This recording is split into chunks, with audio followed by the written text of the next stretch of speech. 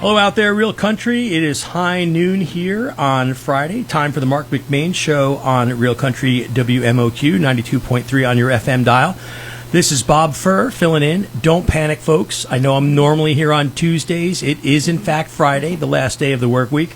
I'm filling in for Doug Hollinsworth, who normally fills in for Marc McMain on Friday. Marc, of course, out seeking the Georgia State Senate seat for District 46. We wish him well in that. And with me, as always, twice in 1 week, the one and only Chastity Stewart.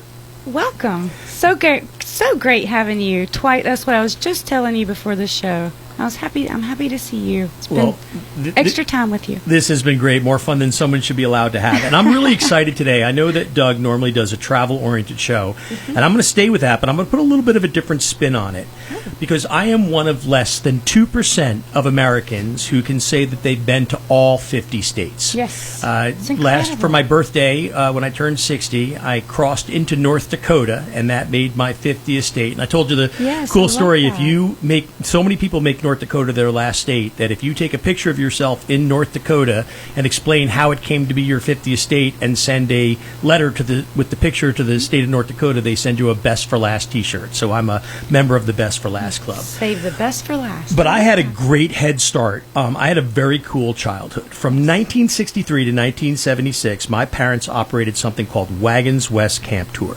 They took 42 teenagers, mostly between the ages of 16 and 18, some 15-year-olds, 8 staff members, my parents and me, on an 8-week camping trip that went all around the United States, coast to coast, 26 states. So we left New York, we went across the upper Great Plains, up into the west, all the way up to the west coast, into the Pacific Northwest to Seattle, all the way down the coast to California, back through the southwest, across the lower Great Plains, until we ended up back in New York. And in 1968, Newsweek magazine, back when magazines used to be a thing, Newsweek magazine called it one of its top summer experiences for youth in America at the time.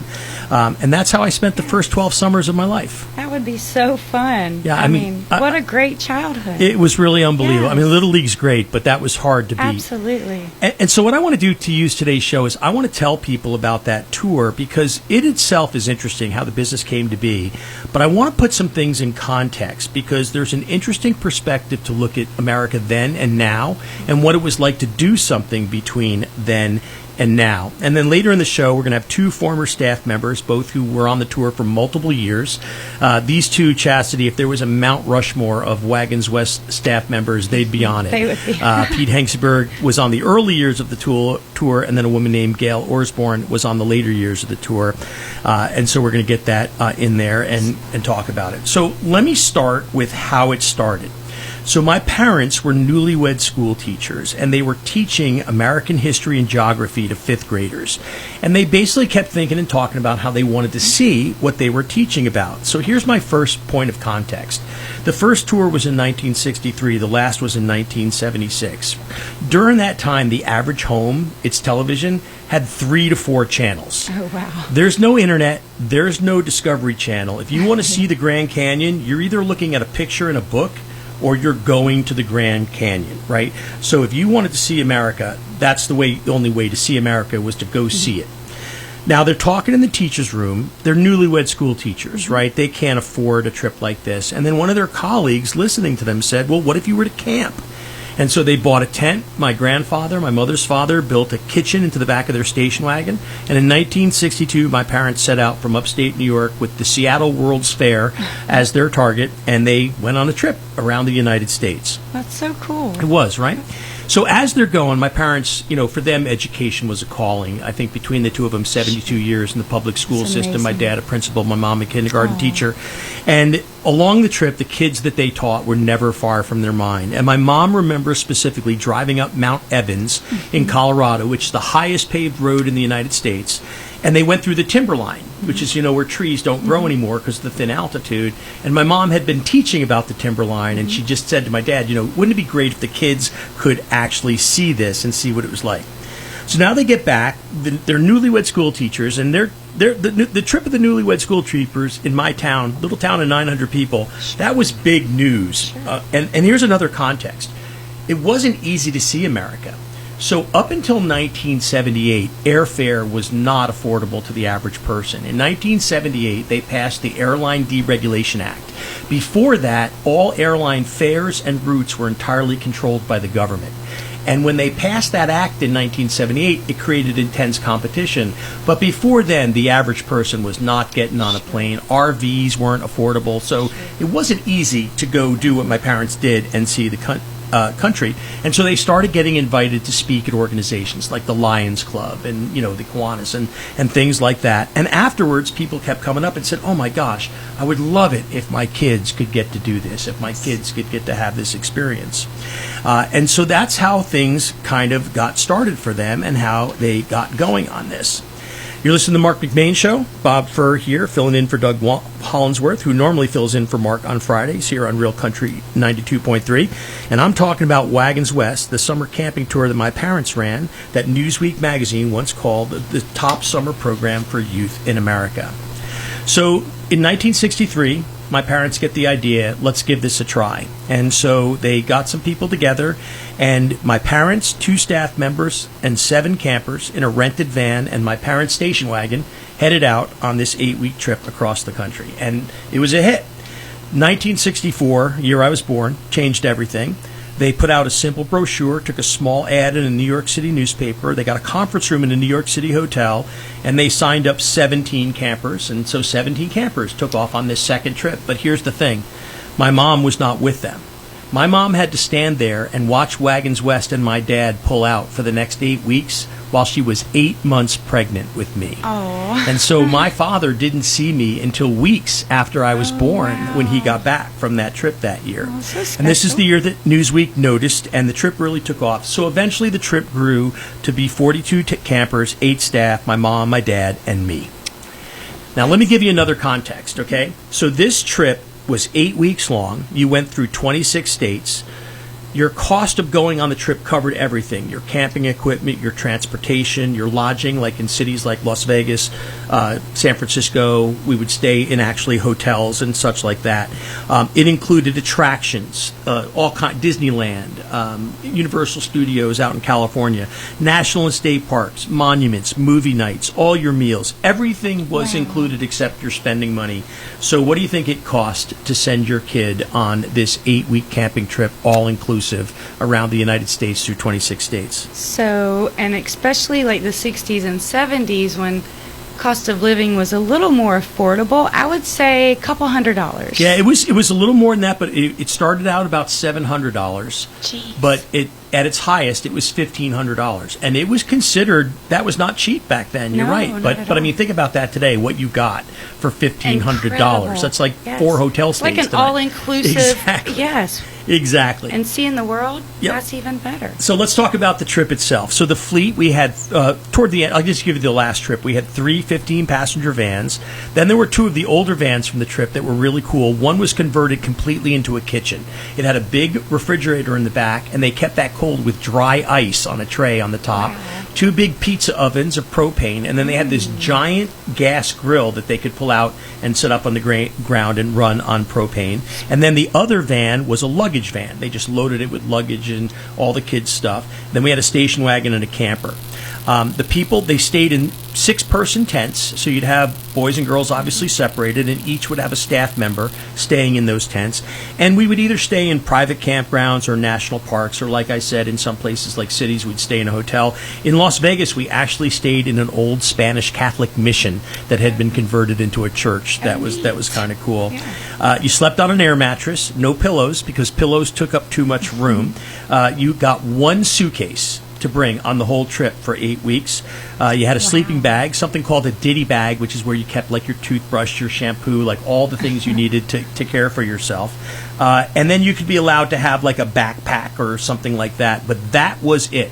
You had a suitcase, a backpack, 8 weeks, and that's all of your belongings for that entire trip. Just the basics. Just which the basics. To me sounds like probably more than what you would need in comparison to all the travel and all of what you get to see. It sounds so incredible. It was Bob. very doable. You're not dressing up usually. No, It was yeah, very you just want doable, but comfortable. everything had to be efficient, because I'll tell you, every nook and cranny of every vehicle had something in it, so that we could Covered. transport. Exactly, Sure. exactly.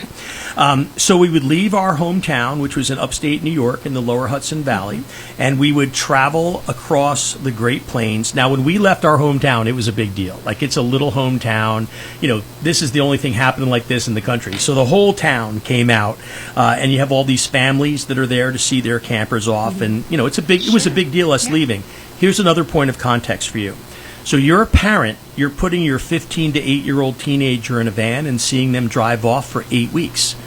There's no cell phones. There's no internet, right? The only and cell phones at the time cost $3 for the first 3 minutes and then $1 for the next minute. Oh, wow. So the only way you were communicating with your kid and them with you for the next 8 weeks as they traveled around the country was by writing them letters and sending them letters through the mail. And the way that would work is, so our first mail stop was Denver, Colorado. And so if you wanted to write a letter, you had up until a certain date to get that letter to Denver. And then when the kids got there, we'd have mail call, and there'd be a letter waiting from their parents when they got to Denver. And if you missed it, then my dad had it set up so it would get forwarded to the next place. And there were 5 or 6 different places along the trip that you could get your mail. It's really hard to describe everything that it took to make Wagons West work, and you'll hear from that in our guests in a minute. We're a couple of staff members. Year-round preparation by my parents. And keep in mind, back to the no internet, right? There's no ATM cards. There's no internet. Everything my parents had to do was by snail mail. Yeah. Put a letter on it, type the letter, put a stamp on it, photocopy, mimeograph. Right. Even the maps, like the big road maps, and no GPS or... I remember we had every year at my house a traveler's check signing party. Like, people would have to just come and sit at the table because all these kids needed traveler's checks because there was no ATM cards. Wow. And you'd sign thousands of dollars worth of traveler's checks for the kids to put that together. And what was other cool thing was, it was not easy to go on the trip. And my dad would go to your house, and if you're thinking about coming to the trip, my dad shows up. To you, it kind of feels like it's a interview, or a sales call. But to my dad, it was an interview. He was checking out the kid, and he was checking out the family, and he's like, "Is this going to be a good camper to be on Wagons West to go ahead and screen that?" So we leave upstate New York. We go to Hershey, Pennsylvania. That's our first stop in a campground. Yeah. And it was so funny to me because the kids were shell-shocked, right? They're all wandering around. They're lost. No one knew what to do. Then from there, we crossed the upper Great Plains. It took about 5 days. And during that 5 days, you were basically training to be a Wagons West camper, right? Every time, everybody had jobs. You had to always be on time. You had to live efficiently. By the time we got to Denver, Colorado, that trip was a well-oiled machine. And there were some really strict rules. You always had to be on time. You had different jobs you had to do, and you rotated between them, and they happened at different points during the day. You always had to wear a seatbelt. That was one of the most dangerous things. One of the most biggest punishments you could get is if you didn't have a seatbelt on. No food and drink in the cars. And that wasn't just because of mess or spills. We camped in places where bears were a problem, so you couldn't have somebody leaving a Snickers bar on the floor. And then there were some really cool punishments. So, the most typical punishment if you broke a rule was you were restricted to camp. You didn't get to go to the pool and the campground. You got to do anything the trip was doing, like going to Mount Rushmore, but you couldn't leave and have any free time. Then the next level of punishment was you had to clean the grill. We had this barbecue grill that they used to cook on every night for dinner. And right before it was time for the people who had enough people that had been punished to clean the grill, my dad would cook barbecued chicken, which was the messiest thing. And then, of course, the next escalation was to have your parents called. That was pretty bad. And the worst was if you did something, you could be sent home. And there was only ever 2 kids sent home in the history of Wagons West, both because they got caught with marijuana, got caught with weed. Wow. One of them, by the way, lit up a joint on the train platform in Disneyland. So that's how they managed. Yeah, pretty smart, right? So you're listening to the Marc McMain Show, WMOQ 92.3 on your FM dial. Bob Furr filling in for Doug Hollinsworth, who normally fills in for Marc McCain on Fridays. We're talking about a unique business my parents had called Wagons West Camp Tour. We're going to check in with a few sponsors, and then we'll be right back.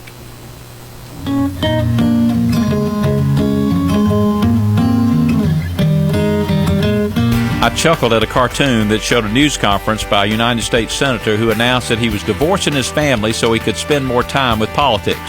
We may laugh, but the truth is many people make that statement every day. Maybe not with words, but with their actions. In fact, if a politician retires from his work to spend more time with his family, it becomes the lead story, met with cynicism on the evening news, while the one who rejects his family advancing his career is commonplace. God tells us we should work hard to the glory of God, but He has clearly shown that we must have priorities. A relationship with God first, and family follows that. What does your focus tell you about your priorities? The Bible says that we have brought nothing into this world and we can take nothing out of it. It's good to focus on the things that last, like putting God first, and then family, and then people all around us that God loves. This is Bryant Wright, speaking right from my heart. Visit rightfromtheheart.org and click television to watch our TV spots.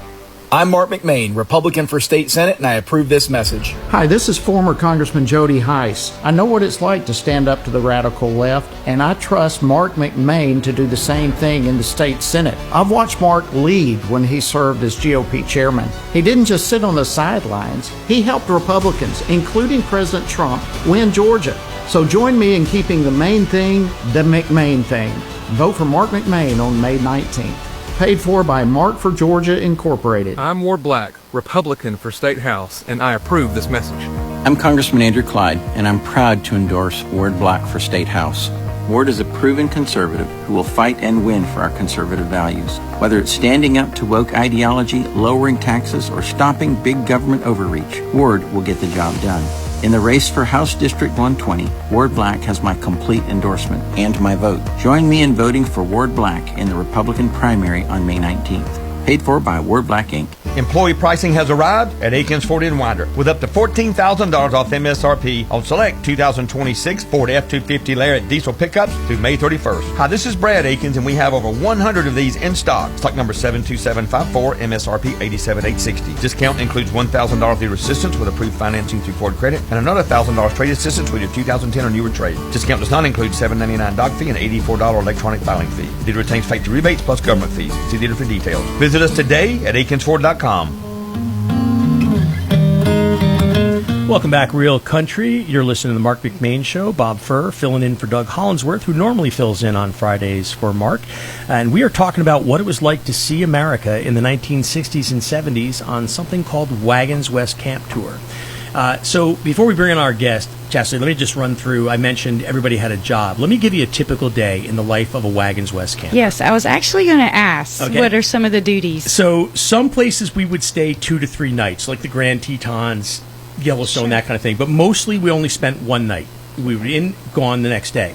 So I'm going to start with the morning. Okay. Right? I'm going to start in the morning. So first of all, anything that could be done to get ready to leave in the morning was done the night before. Because at 5 a.m., my dad went around with his ring and started knocking on the tent poles to wake everybody up. Okay? So here's your first obstacle, waking teenagers up at 5 a.m. That's a job. They then had 30 minutes to get breakfast. You had to shower the night before. You couldn't shower that morning. Get breakfast. Get your stuff together. Get all your stuff packed and ready to go. Your suitcase, your sleeping bag, deflate your air mattress, all that. And then for the next 30 minutes, you reported to a job. So it might be somebody's job to take down the tents and get it packed. Somebody's job to deflate the air mattresses and get them packed. Somebody's job to collect all the suitcases, all the ditty bags, all the sleeping bags they had to put together. Other people's jobs would be to break camp, anything that hadn't been packed the night before. Other people's job was to set up breakfast. Other people's job was to get lunch ready. And other people's job was to pack the vehicles. So all this happened in 60 minutes. And the last thing that happened was they would line the kids up in a giant line and walk across the entire campground, picking up every scrap of paper, anything left behind, leaving the campground better than it was when we left. And they did it all in total silence. Like, you would hear, if somebody dropped a tent pole, you would hear it like somebody fired a gun. It was all done in total silence because we didn't want to wake up the people camping around us. And in fact, it was such a spectacle that people would come out. Like, sometimes you go to a campground where people are there year after year and they got to know us. And when we showed up, they would sit out there on their lawn chairs with coffee to watch the spectacle. So we load onto the vehicles. We drive until about 9 or 9:30, 10 o'clock, and then there's what's called a rest stop. And we'd pull off the road, and my dad would direct people into different gas stations so that we could fill up quickly. And you'd have about 15 minutes to go to the bathroom, get something to drink, get something to eat. Again, no food or drink allowed to be brought back in. And then during that rest stop, they would have, usually female staff members would get in the back of the motorhome. They were the sandwich crew, and they would start making sandwiches for lunch, which was going to come up for a lunch stop. Now, again, let me put this kind of in context to you. You are riding in a van 8 to 9 hours a day. There is no air conditioning, right? There's no smartphones. So we had assigned seats because obviously you didn't want to have a fight for who was going to sit in the middle. And then my dad he had an assigned seat, and then he would call rotate. And so all of a sudden, when we got in, everybody would be like, wait, is he going to rotate? Because I got a crappy seat. I'm in the middle. And if he called rotate, you might move to the window seat and such like that. And then a couple times they would scramble that with a lottery and put that together. So now we'd stop for lunch. We'd drive until about 12 or 1, and we'd make a lunch stop. If possible, a scenic or cool place. We'd sit there. Lunch baskets were already made up with fruit, chips, sandwich, and what we called bug juice, which was Kool-Aid. It was kind of a fun job. Somebody's job was to see how long they could hold the little button on the Igloo cooler to keep the juices and lemonades filling and stuff like that. And then we'd throw everything into garbage bags without cleaning anything up so we could get on the road. They would clean the lunch stuff later in camp. We get to camp, we set it up, and we were there about 3:30, 3 o'clock in the afternoon. Tents get set up, air mattresses get inflated, sleeping bags, ditty bags get collected, suitcases. They set up the kitchen, the whole camp gets set up, and then there's free time. You can go to the pool. Sometimes they would play games, frisbee, that sort of thing. Then at evening, there was a dinner crew that had to set up dinner, and then you would have other jobs like cleaning the cars, cleaning off the windows, because there was a lot of bugs on the windows if you were driving across the Great Plains. Pack whatever could be packed, get ready for morning. Then you had free time. People would usually write letters. A lot of times singing songs around the campfire, right? It's the 60s and 70s. Yes. There would be a couple of kids with guitars, great voices, and that sort of thing. Roasting marshmallows. Roasting marshmallows. And then it would be quiet time at 9 p.m., no noise to disturb the other campers, and then lights out at 10 p.m. until the next day we started it all over again. Wow. So your parents thought of everything. It was amazing. And you'll get a sense for that. We're going to bring on our next guest now. The person we're going to bring on, his name is Pete Hangstingberg. And like I said earlier, if there was a Mount Rushmore of Wagons West staff members, he's on it. He was on one of the earlier tours. Pete, welcome. Good morning, Bobby. I hope you don't mind me calling you Bobby. I've always called you that because I have known you since you were just a few days old. I knew that was coming. I knew that was coming, and that's just fine. Listen, we always like to start by letting our listeners get to know you a little. So just tell us real quickly, what's your life story, and how did that fit into Wagons West? How did you get involved in Wagons West, and what were the years you were on the trip? Were you on the very first trip, Pete? I was on the very first trip in 1963. We had just 2 vehicles and 4 adults, your parents, and 2 counselors, one of them being myself. And it was kind of a get-to-know-the-route trip so we could, plan for future trips. For example, once we had like 40 or 50 campers and counselors, shopping would be a big deal, and we just couldn't stop in the middle of the day and shop for the next meal or the next few days. So your parents had picked out certain grocery stores on that first year where we established a relationship, and in future years we would call them ahead and make our orders, and we would just stop by, pick up the packaged food, put it in the refrigerator, and store it otherwise. And that could all be done in a half hour. Like, you should see this, Chastity. Like, we'd be in a supermarket, and there'd be a line of 16, 17 shopping carts filled with food. And just a real quick funny story, Pete, you'll remember this. There used to be a DJ in New York City called Don Imus. And Don Imus had this joke where he would call a McDonald's and claim to be a Marine sergeant. And he was ordering hamburgers for the Marine Corps. He's like, I need 300 hamburgers with lettuce and this and that, and all these different orders. It was a big prank. Well, meanwhile, there were a couple times if it rained or something, we might go to a McDonald's, and my dad would walk in and be like, I need 65 cheeseburgers. And they're like, yeah, we know the joke. He's like, look, there's going to be about 50 teenagers in here. It's up to you whether you want to make the hamburgers in advance. So, Pete, you were a lifelong educator, right? Like, I think that's important to point out that you were a school teacher, a middle school teacher your whole life, correct? Yes. Very quickly, I was born in Germany. I came to this country in 1956 at the age of 16, went to college and became a teacher. And I ended up in the same school system where your parents taught. They had been there, I think, for about 5 years. And in fact, we ended up in the same school, and they were in the same hallway with me. and we were closer in age to the other faculty members. So we established a very quick friendship. And when they planned that first trip to Wagons West, they asked me if I'd like to be a counselor, and I jumped at the chance. You're listening to the Marc McMain Show, Real Country WMOQ 92.3 on your FM dial. Bob Furr filling in for Doug Hollinsworth, who normally fills in for Mark, and we're talking about what it was like to travel around America in the 60s and 70s on Wagons West Camp Tour. So, Pete, right before you got on, I walked through a typical day, as such as there was one. Tell us about your typical day. Like, just from a counselor's perspective, what was it like from on a travel day when you woke up to the moment you crawled into your sleeping bag? Well, I had all the responsibilities of the other counselors, making sure that everyone behaved, and when we went to a public place to be sure everything was proper. But my special responsibility was driving you and your mom around. The last unit or car in the parade or the convoy or whatever you want to call it was a camper. Not one of those huge ones like they have today, but it was a camper mounted on the chassis of a pickup truck. And, of course, you were born in the summer of 62, I believe. 64. Let's not rush things. 64, yeah, right, after the first one of the early Wagons West trips. And from then on, when you were a year old to when you were a teenager, you went to every trip.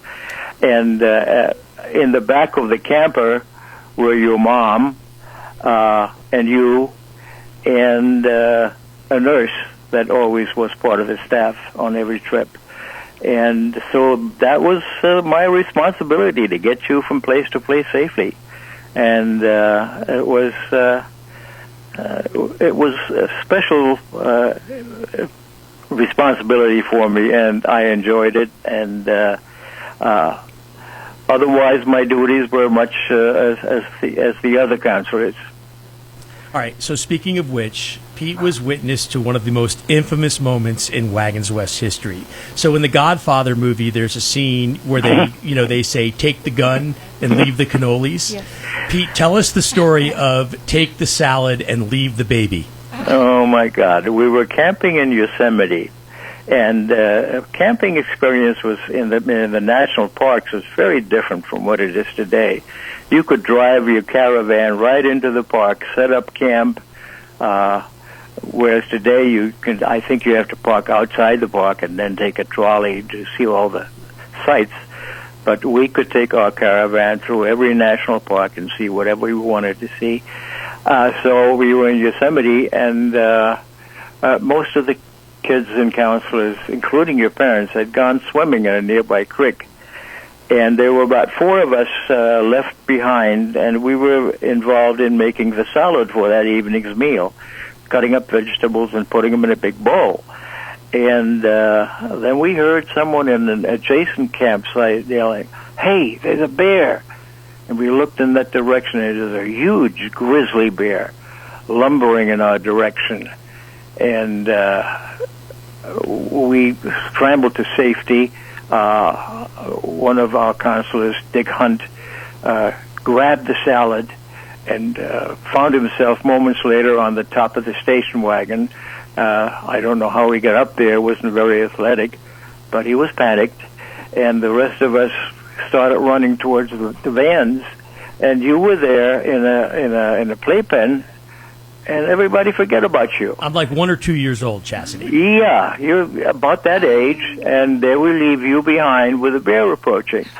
And I finally, "Hey, we forgot Bobby," and we ran back and we grabbed you and went into one of the vans.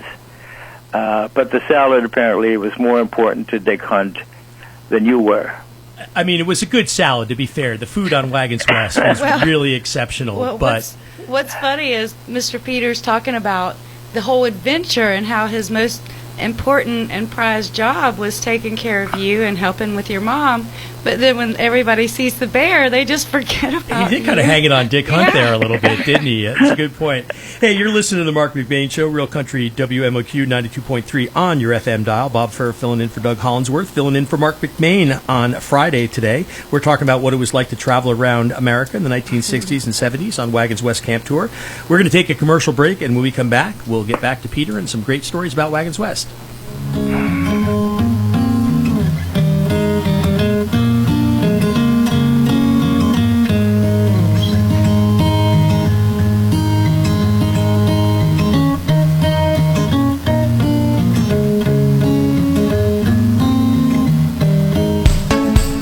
Here's Evan Youngblood for Youngblood Tractor in Madison.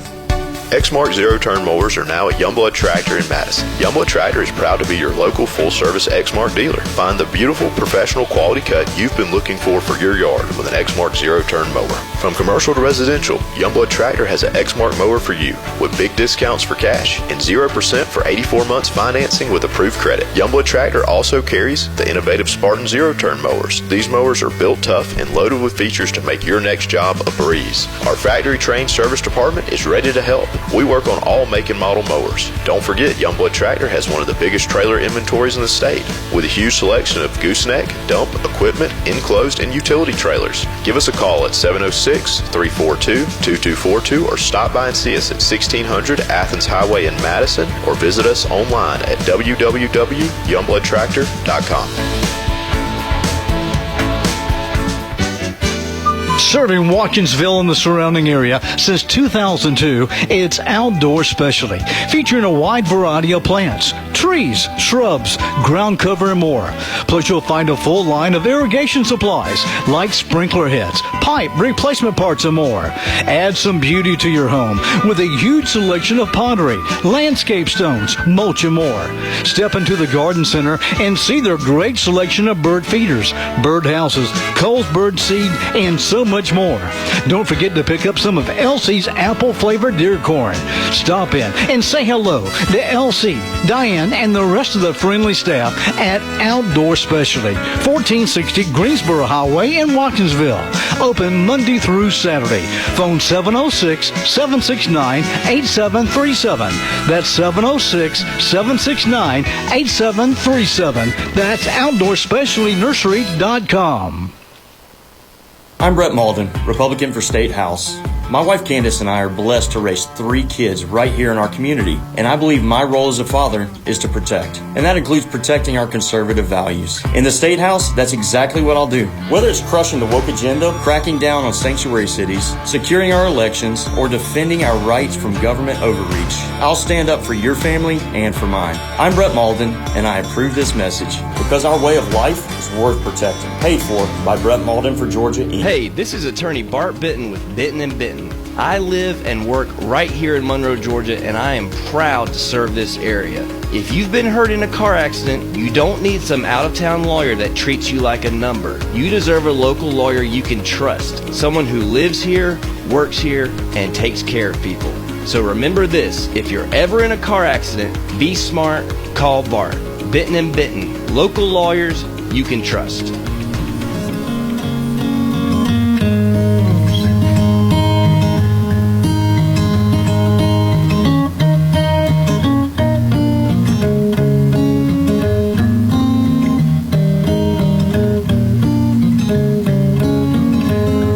Welcome back, Real Country. You are listening to the Mark McMain Show. Bob Furr filling in for Mark, as I normally do on Tuesdays, but don't panic. It is, in fact, Friday, the end of your work week.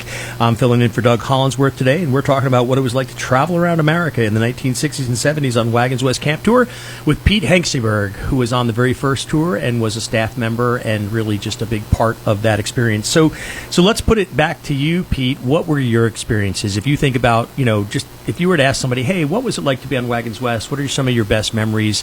What would you want to say about that? Well, we did a lot of traveling, of course, and this was when the interstate highway system was just in its infancy, and most of our travel was done, especially in the Midwest, on 2-lane highways. one of the great things on our convoy was that we were all connected by CB radios.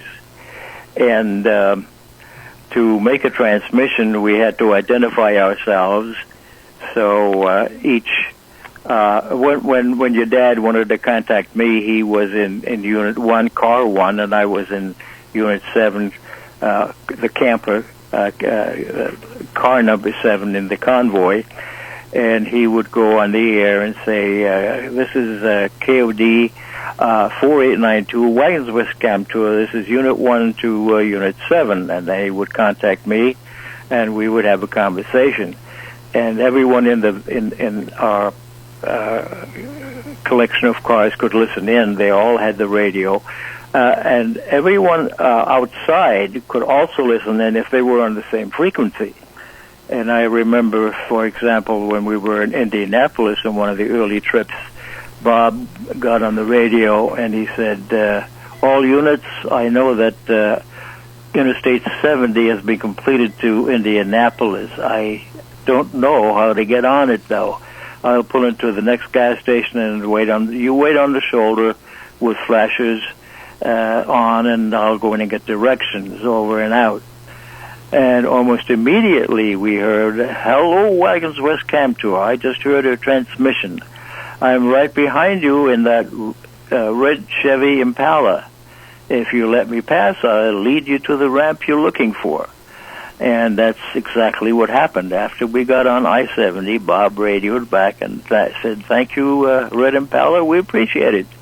And he came back and said, glad to be of help, Wagons West. Have a safe and wonderful trip over and out. So we had a lot of fun with the radios, besides the fact that they were a necessity. Another maneuver that I remember was, it's called a stop and go. I was hoping you were going to talk about this. Yeah. Out in the Midwest, as I said, you have mostly two-lane highways. We were always eager to get places, so speed was important. And quite often you'd get behind some slowpoke, usually an old man with a hat on. I heard that my whole life, Chastity. An old man with a hat on and a pickup truck. That was the symbol. And he would be doing like 35 miles an hour, and we couldn't afford to do that. And the roads out in the Midwest are, the two-lane highways were very straight for long distances. So this was a safe maneuver. When we got behind one of these people, your dad would get on the radio and say, stop and go coming up. And here's what that involved. He would pass the pickup truck or whatever it was, and then slow down in front of him to about 10 or 15 miles an hour. And of course, he would then have to slow down. And while that was going on, all the rest of us would pass the two of them. And once that was completed, and it was always a safe situation when we did this, we would speed up to maybe 40 miles an hour, let your dad pass, and take the lead again, and that was that. And I, being in the last vehicle, being up high in the camper, I could see look at the driver, and they were pounding their steering wheel and saying probably the worst curses they could think of. What in the world is going on here? But it was a fun thing to do. I remember, so I can hear my dad's voice to this day. The road is clear, because he would get out ahead and be able to do that.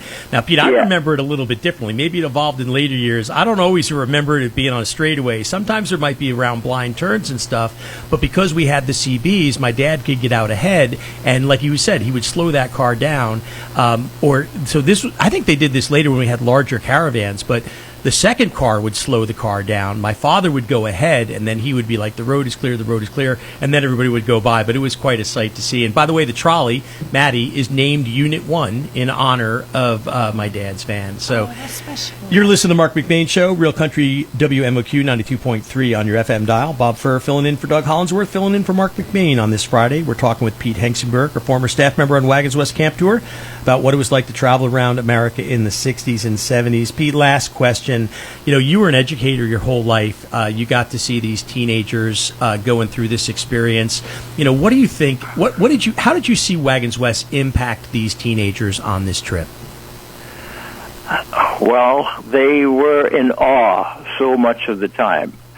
They had already had a good deal of schooling, of course, being in their late teens, most of them. And they had read about the Mississippi, and when we crossed the Mississippi, we stopped, and some of them went down to the river and actually took a water sample. Mount Rushmore, Mount Evans, you mentioned, the cities. They were all awesomely new experiences for them, as well as for the counselors. And one of the lasting effects of the Wagons West was that I firmed up my friendship with your parents. I'm still in touch with your mom, and also made some lifelong friends among the counselors. One of them, Larry Karras, I'm sure you remember him. Tom Bailey, Dick Hunt, yep. And Dick Hunt, yeah. Dick unfortunately passed away, but I'm still in touch with Larry, and we do see each other occasionally. So it has had, and of course, getting to know the country as well as we did. If I read something about Crescent City, California, or Klamath Falls, Georgia, or Oregon, I've been there. I know that place. It just keeps coming up throughout your life. Wagons West.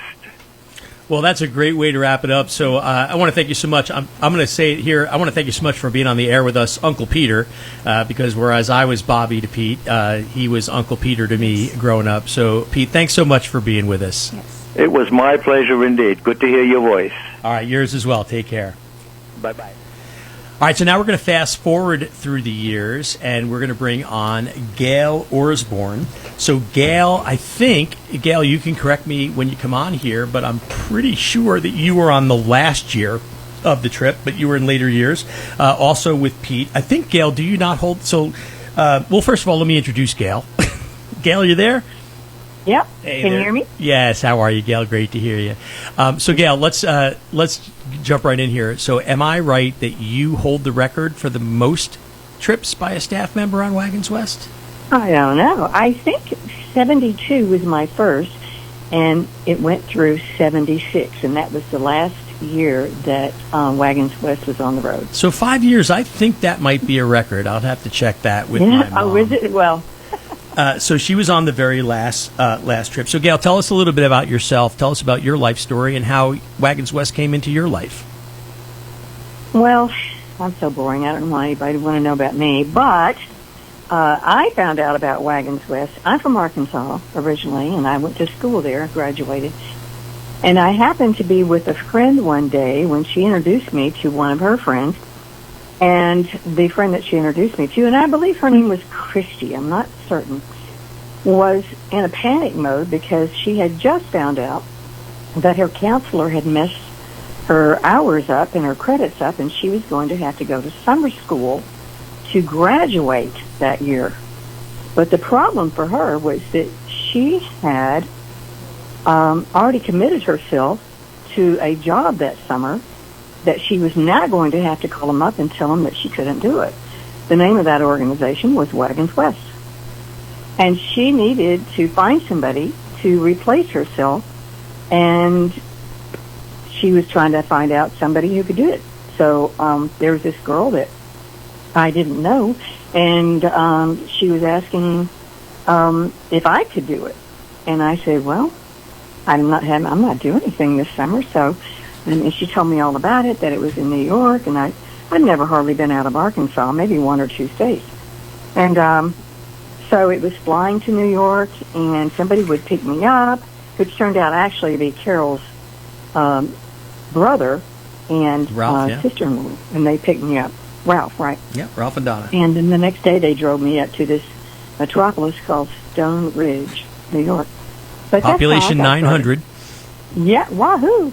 And so that's how I got started, is by this person I didn't even know who was in a pickle.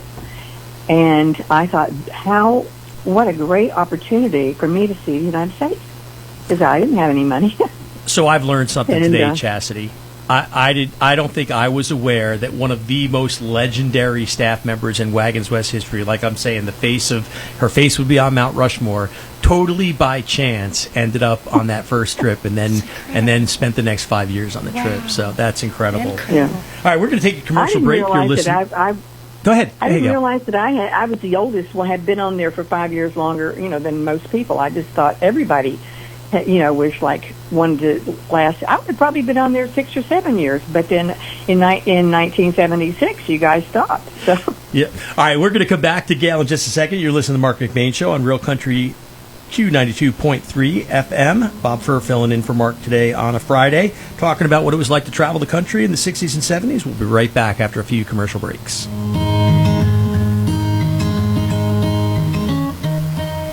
I'm conservative Doug McKillop. When Rhino Republicans face pressure from Democrats, they fold. Not me. I went to battle with Stacey Abrams and won, ending barbaric late-term abortions in Georgia. It made me the radical left's #1 target in the state, and it cost me my House seat. Was it worth it? Absolutely. Would I do it again? Absolutely. My name is Doug McKillop, and with your vote, I'm ready to take on and defeat the radical left Democrats. Paid for by Doug for a conservative Georgia. This is Andrew. I'm the owner and servant of Sweetwater Soft Wash. As the owner, I run this business to expand the kingdom of Christ. We use agape love and servant-based leadership to bring you first-class service at a fair price. At Sweetwater Soft Wash, we offer roof, house, driveway, window cleaning, Christmas light installation, and more. Text or call me at 470-902-5854 or at sweetwatersoftwash.com to get a quote. Lake Life is the Lake area's largest award-winning magazine, reaching over 25,000 readers. Pick up your copy of Lake Life magazine today. Get Lake Life free at over 100 convenient locations in Georgia's Lake Country. And keep in mind, you'll receive your free copy with a subscription to the Lake Oconee News or the Eatonton Messenger. Lake Life. It's all about the lives and events in Georgia's Lake Country. Call 706-485-3501 to subscribe. Lake Life, the biggest, the best, and it's free. John's Supermarket in downtown Monroe is proud to serve the Walton County community for over 50 years. 3 generations of the Thompson family offering the freshest produce, quality meats, everyday essentials, and now featuring Bistro South, a quick service restaurant with freshly made Southern cuisine and ready-to-heat gourmet meals. Always proud to support local farmers and suppliers, John's Supermarket has the best meat in town and tons of weekly specials. Stop by and see them for all the ingredients, meals, snacks, sweets, gifts, and everything in between you need. When you walk through the doors of Campton Restaurant, you're not just here for a meal, you're part of a tradition. I'm 4th generation owner Josh Parker, and for nearly 40 years, families in Walton County and surrounding areas have gathered around our tables to share stories, laughter, and good Southern cooking. From crispy fried chicken to heart-healthy daily specials, there's always a plate waiting with your name on it. We're open Tuesday through Thursday from 11 a.m. to 8:30 p.m. and 11 a.m. to 9 p.m. Fridays and Saturdays. So come on by, make yourself at home, and experience Campton Restaurant, where family tradition meets every meal. Welcome back to the Marc McMain Show. Bob Furr here on Real Country, WMOQ 92.3 on the FM dial, filling in for Mark, and we're talking about what it was like to travel around America in the 60s and 70s on Wagons West Camp Tour with Gail Dixie Orsborn, a staff member for 5 years on the trip. So, Dixie, it occurred to me as I was getting ready for the interview, is Dixie a Wagons West nickname, or did you bring that with you? Or does anybody else who's outside of Wagons West ever call you Dixie? Nobody ever called me Dixie up until, I think it was Tom Bailey. And the first time I heard it came out of his mouth, and he said something, Dixie, and I thought, oh, that's kind of cute. I like it. So I never contested it. So I thought, okay, I'm just going to go with it. And before long, everybody was calling me Dixie.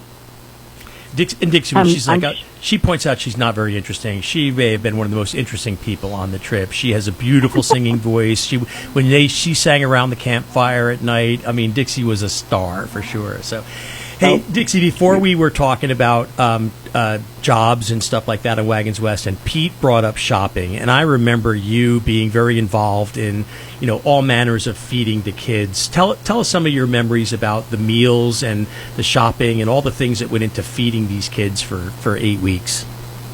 Well, when it got down to the last few years, Carol and Bob had it down pat. So there was not a guessing going on. It was amazing that Carol, you could walk in and get all this food, and people would look at us really weird, and they're so inquisitive, and they would say, what are you reselling all this food, or what are you doing with all this food? And Carol was so gracious, and she would always just stop and talk to them and tell them about Wagons West, and they were amazed. They were truly amazed. And on those days when somebody asked me, I would just say, oh, we're just a good Catholic family, and we just have a lot of kids.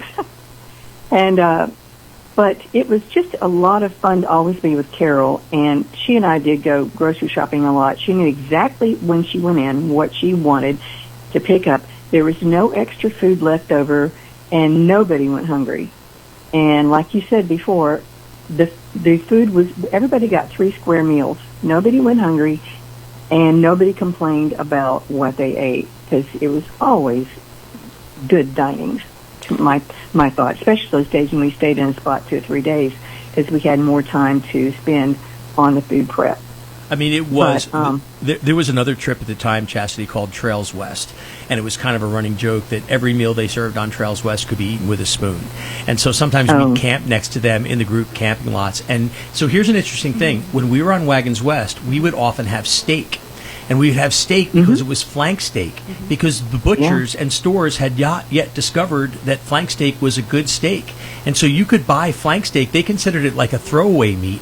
And so we would have steak, barbecue chicken, full salads. I mean, the meals we ate on Wagons West were like the meals that I ate at home growing up. Sounds good. And if anybody wanted more, there was always more. Nobody went hungry or didn't get enough to eat. And I don't know how she always figured out the amount that we needed, but we didn't throw away a lot, but we always had plenty for everybody. My mother is the most organized. I think it may be that my mother is the most organized woman in the entire world. Like, I just remember this camper, and this thing was tiny, right? The camper was maybe a third of the size of the studio. It was tiny, and every cabinet had like labeled Tupperware. Sure. Like one was quarters, just laundry quarters, like all that sort of thing. So, you're listening to Mark McMain Show, Real Country 92.3 WMOQ. Bob Furr filling in for Doug Hollinsworth, filling in for Mark McMain here. We're talking with Gail Osborne about what it was like to travel the country with Wagons West in the 60s and 70s. So earlier on the show, we had Pete Hengsingberg telling about one of the most infamous events in Wagons West history, which was the Leave Bobby and Take the Salad incident. Gail was witness to the Screaming Mimi incident. So Gail, would you like to tell the story of the Screaming Mimi incident? Well, fortunately, we had a nurse the first year that I went. And so we didn't need one up until that time. And but it did get, Screaming Mimi was at Thermopolis, Wyoming. And it was a hot springs area. And you would climb up this very, very tall ladder to get to the top of the slide. And then you would, of course, sit down, and then you would slide down this huge slide to this hot springs water. And it wasn't just a slide, Chastity. Like, you know those carts that men go, like women go underneath cars when they're working on? Oh, yes. Like, you got on like a wooden sled that had wheels, and there were tracks down the slide. Oh, cool. And then you would slide down into the pool. Okay, go ahead, Gal. I just wanted to clarify. Anyway, it was so much fun. And so this time, Carol, you were little. I can't remember how old you were, 8, 9, maybe. And so Carol decided that you were going to go up first, and then she was going to straddle her legs around you, and you were both going to slide down the slide at the same time. And so that happened. I was watching the whole thing. And it gave the Screaming Mimi a whole new meaning, because you were screaming on your way down and having so much fun that your head went back. And, of course, you were sitting right in front of Carol. And when your head went back, because you were having a joyous time, you slammed her right in the face with the back of your head. And when she let out a big scream because she was in such pain. So the Screaming Mimi was definitely got its name by everybody screaming. So when they got down, here's Carol. She's got a bloody nose. She had a black eye for like 2 weeks. She looked like she was hit by a bus, Chastity. Oh, she was. It wasn't funny, but anyway, like I say, we did have a nurse on board that year.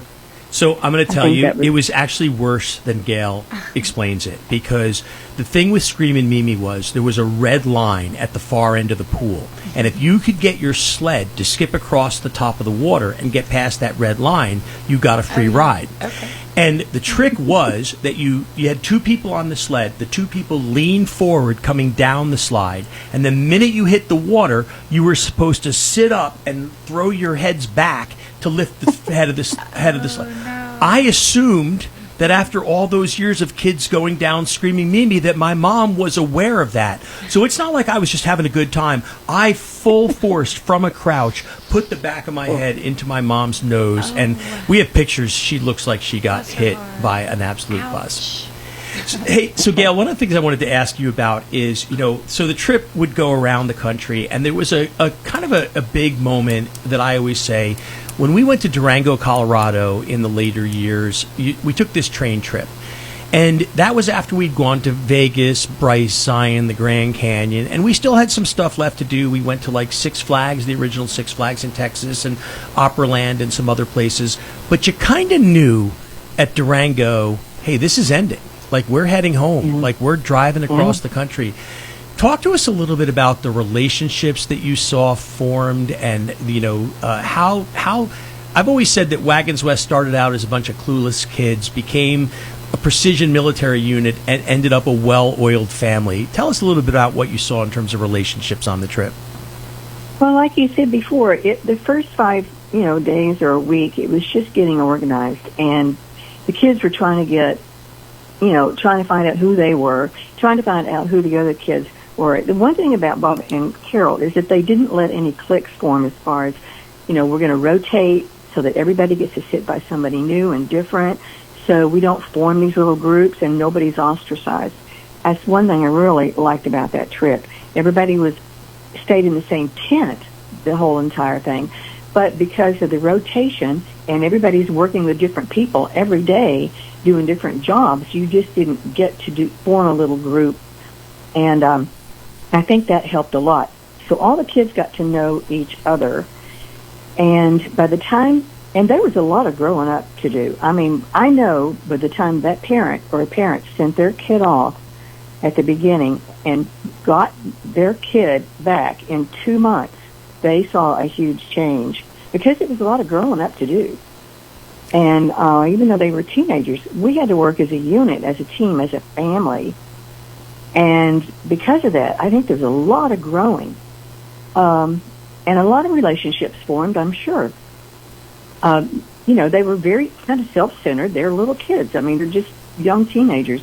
And by the time they finished, they knew how to work with each other. And I know that they probably formed bonds. I know I did.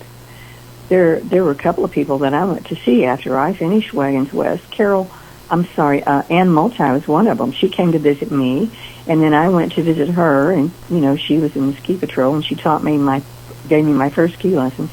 So we still keep in touch. And shout out to Ann, because I know she's going to end up listening to this, because Ann wanted me to say every time I post something about Wagons West, she always chimes in with a comment on Facebook, best job of my life. But Gail, you said something really, really good there. That rotation thing really is a great way to kind of bring it all together, because think of what that rotation did, Chassie. Number one is it ensured speed and efficiency when we got in the cars, that nobody was fighting over seats.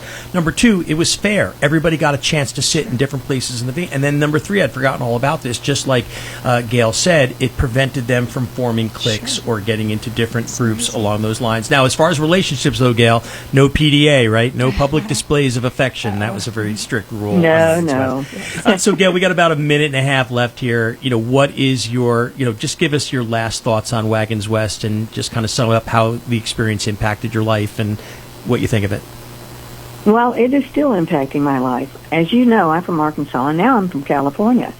And I went from, after 2 years of when Wagons West ceased and desisted, I decided I was going to go to Jackson, Wyoming and spend the whole summer there and got a job. And then after about 3 years, I said, enough of this small town stuff. I'm off, and I'm going to travel again. And so I did. I went to New York, lived for 4 or 5 years, and then I moved to San Francisco and lived for a couple of years, and ended up in, where I am now, Southern California. And it's created a monster for me. personally. Well, thanks, Gail. So thanks so much for joining us. What a great day for me, Chastity. Thanks, everybody out there in Real Country for walking down memory lane with me in my childhood. This has been the Marc McMain Show. Bob Furr filling in for Doug. Thanks again, Gail Orsborn, for calling in from Southern California. Pete Hengstenberg from upstate New York. You're listening to Q92.3. I will be back one more time on Tuesday the 12th. Until then, keep it real. Country, take care. Happy Mother's Day. Happy Mother's Day.